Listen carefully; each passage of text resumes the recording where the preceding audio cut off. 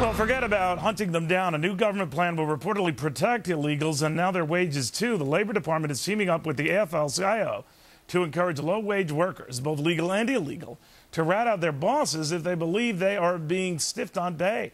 Dan Stein, not a fan of this plan. Dan is the president of the Federation for American Immigration Reform.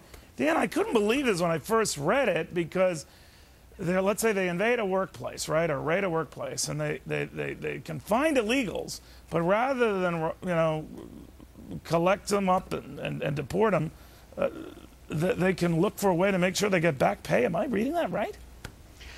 Well, Neil, this is an example of the kind of mixed messages we get from the federal government and this administration now on the question of whether we're going to enforce immigration law in the interior. Look, nobody wants to see anybody get ripped off. But if you break our laws and come here illegally, jump the line and get in front of people and essentially take what's not yours, which is a U.S. job, at a time when we got 25 million Americans out of work. We got, I think, 15% of the people at these day labor sites now are U.S. citizens. How can people then turn around and say, well, the federal government should help people get back taxes or back wages?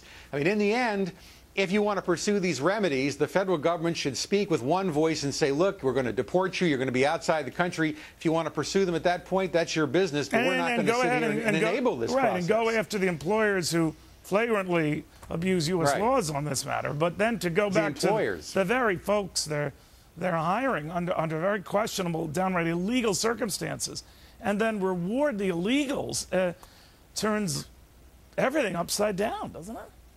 Well, see, this is why, what we have in the administration right now is they're isolating the enforcement apparatus within the Department of Homeland Security, but all these other agencies, IRS, Census Bureau, Department of Labor, are all reaching out. And, of course, we know that the ultimate agenda for the AFL-CIO and the allies of the Department of Labor is amnesty, a big amnesty. Now, employers who hire illegal aliens repeatedly should be in jail. And we've had years and years now waiting for secure documentation and machine-readable verification systems to make it very clear to establish a burden of proof. But this idea that somehow you can turn around and say with one guy from DOL, oh, we're the good guys. We're not enforcing immigration law. But then they're the bad guys who are enforcing immigration law.